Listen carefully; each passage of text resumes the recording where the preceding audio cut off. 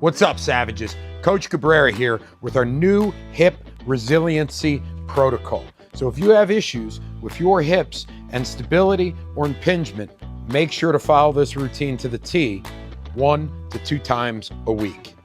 Box hip circles are all about joint control. Keep your core braced and slowly move the hip through its full range. Focus on drawing a big, controlled circle. Reverse the direction after 10 reps. This gets blood flowing into the joint and preps the hip for real work. Glute Bridge with band abduction. Drive through the heels, squeeze the glutes, and push the knees out against the band. Don't let your low back take over. This movement fires up your glutes and teaches you to stabilize from the hips, not the hip flexors.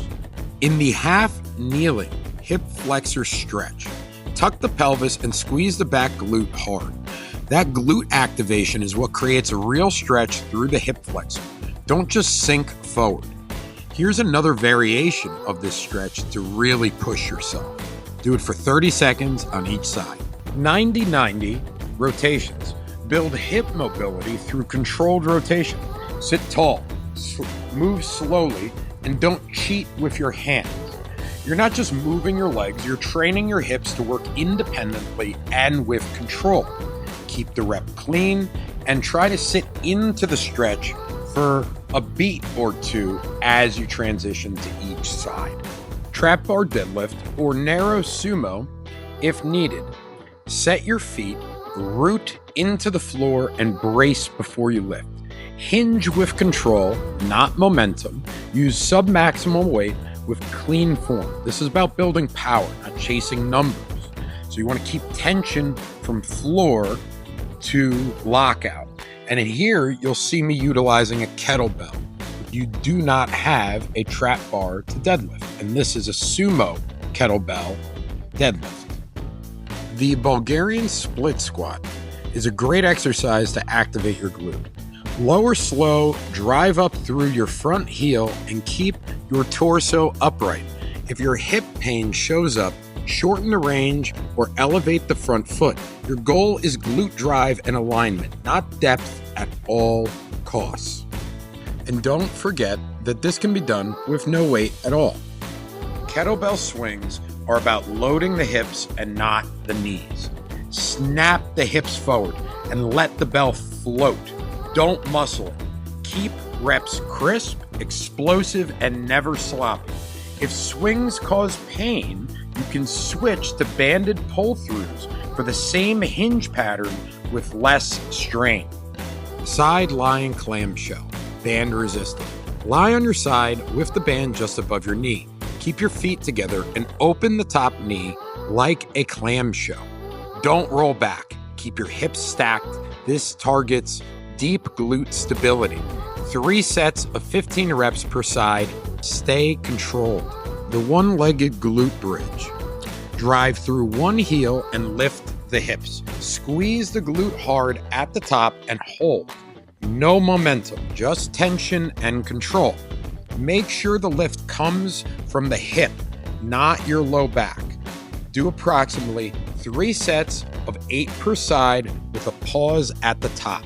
A really good finisher exercise that's totally optional are sled pushes and pulls. They're low impact, high output conditioning without excessive hip rotation so that we can continue to build stability through strength. If you can't find a sled to use, carries are another great way of building hip strength without pushing our rotational capacity. Remember, this is about building power as our finisher. Supine, hip, controlled articular rotations. This is joint control at the deepest level. Keep your spine flat and move the hip through its full range slowly. No jerky movements, just pure control. 2 slow, clean reps each direction per side. Own the rotation. Pigeon pose lets you sit into the glute and hip capsule without pain. Breathe through it. Hold for at least 30 seconds per side and don't force it. Let the position do the work. If this is too difficult for you, you can modify it by going to a traditional figure 4 stretch. Couch stretch, one of the best resets for your quads and hip flexors.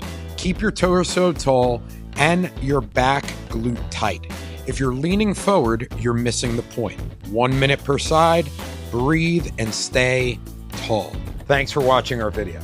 Be sure to add some of these accessory exercises to your other workout routines, whether that be you're working out your upper body one day and you want to incorporate some of these hip flexor stretches or some of these banded movements. This is a really good way of strengthening stabilizers slowly through time so that we can adapt better to these aggressive movements found within the sports that we do, or sometimes within general life. Thanks for watching. Be sure to like, subscribe, and share with your friends. Stay savage or die trying.